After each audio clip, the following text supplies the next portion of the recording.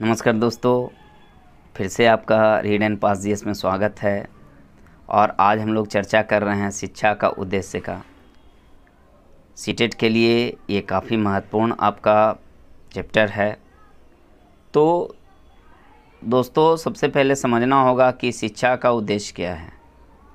तो हम भली भांति जानते हैं कि शिक्षा का अनेकों उद्देश्य है।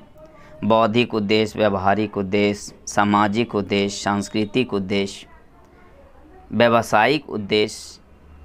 लेकिन हमारे नज़रिए से एक और उद्देश्य भी होना चाहिए शिक्षा का, और वह है आपका आर्थिक उद्देश्य। क्योंकि आर्थिक उद्देश्य इसलिए होना चाहिए क्योंकि आर्थिक स्थिति मजबूत नहीं होने के कारण हम विद्यार्थी या हम लोग अपने जीवन में सही तरीके से सर्वाइव नहीं कर पाते। पुराने ज़माने में या प्राचीन काल में हमारी आवश्यकताएं काफ़ी कम थी। रोटी कपड़ा मकान से ही काम चल जाया करता था। लेकिन आज जो है आवश्यकताएं बढ़ती जा रही है, जिसके लिए हर पग पे हमें पैसे की ज़रूरत होती है। तो हमें आर्थिक रूप से शिक्षित होना बहुत ज़रूरी है, क्योंकि इसके बिना हम अपने जीवन को सही तरीके से सर्वाइव नहीं कर पाएंगे। और आप देखते होंगे कि बच्चे जो हैं ग्रेजुएट कर लेते हैं, उसके बाद भी वो भिन्न भिन्न समस्याओं से गुज़रते हैं, जिसमें आपका जो मनी का प्रॉब्लम होता है वो काफ़ी बहुत बड़ा होता है। और अगर हम शुरू से ही आर्थिक शिक्षा उसको दें तो वो अपने पढ़ाई पूरे करने के बाद भी आर्थिक रूप से कमज़ोर ना हो। क्योंकि ये कोई ज़रूरी नहीं कि जितने बच्चे आपके एजुकेशन में लगे हुए हों वो सभी के सभी आपके जॉब में ही जाएं।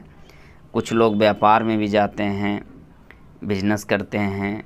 तो मैं समझता हूँ कि अगर वो आर्थिक रूप से उस समय अगर मजबूत होगा तो आसानी से अपने जीवन को सर्वाइव कर सकता है। तो आर्थिक शिक्षा बेहद ज़रूरी है। आप देखते होंगे कि स्कूल में ख़ास करके अगर हम प्राइवेट सेक्टर के स्कूल की बात करें तो वहाँ पे बच्चों पे काफ़ी प्रेशर डाला जाता है। आप 2 क्लास और 3 क्लास के बच्चे को देखते होंगे तो वो भारी भरकम आपका किताब का बोझ अपने पीठ पे डाले हुए रहते हैं। यानी वो जितना का बाबू नहीं उतना का झंझुन्ना वाली बात होती है। यानी वो आप चल भी नहीं पाता वो ले करके वो बुक्स को। तो ये उसके लिए क्या उचित है? नहीं है। बच्चे तनाव में आ जाते हैं, उनको काफ़ी उसके ऊपर प्रेशर डाला जाता है होमवर्क के लिए, है ना, क्लास वर्क के लिए। तो मैं नहीं समझता हूँ कि ये अच्छा है, क्योंकि अगर आप उस पर प्रेशर डालेंगे तो वो मानसिक रूप से शिकार होगा। तो आप अक्सर आप देखते होंगे भी कि छोटे बच्चे जो हैं स्कूल जाने से काफ़ी कतराते हैं। वो बार बार बहाना बनाते हैं पेट दर्द का या फिर किसी प्रकार के समस्या का। तो ऐसा कहीं ना कोई खामियां रहा होगा स्कूल में, जिसके कारण बच्चा स्कूल नहीं जाना पसंद करता है। तो हमारा बच्चों का जो स्कूल भेजने का जो उद्देश्य होना चाहिए कि बच्चा जो है ना, हंसते हंसते स्कूल जाए और रोते हुए स्कूल से आए। इसका मतलब ये है कि बच्चा स्कूल से आना ही नहीं चाहे, यानी उसको इतना मन लगे स्कूल में कि वो स्कूल आना ही नहीं चाहे, लेकिन वो स्कूल जाना चाहे। यानी वो बार बार जो है स्कूल जाने की, है ना, प्रयत्न करे कि हम स्कूल जाएंगे। क्योंकि अगर स्कूल में इस प्रकार की शिक्षा दी जाती है जो बच्चे से रिलेटेड है, और उस शिक्षा को देते हुए उसे आर्थिक रूप से मजबूत बनाना बहुत ज़रूरी है। क्योंकि अगर वो आर्थिक रूप से मजबूत नहीं होता है तो हर पग पर उसे समस्या का सामना करना पड़ेगा। तो दोस्तों, शिक्षा का हमारे नज़रिया से भी उद्देश्य होना चाहिए आर्थिक मजबूती।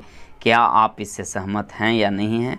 तो आप कमेंट करके बताएंगे कि आर्थिक जो एजुकेशन है, आर्थिक जो साक्षरता है वो अच्छा है या नहीं। मेरा तो मानना है कि आर्थिक जो एजुकेशन है, आर्थिक साक्षरता है, वो हर के लिए बहुत ही ज़रूरी है। क्योंकि इसके अभाव में हम अपने जीवन को सही तरीके से संचालित नहीं कर सकते हैं। तो धन्यवाद दोस्तों, आप कमेंट करके ज़रूर बताइए।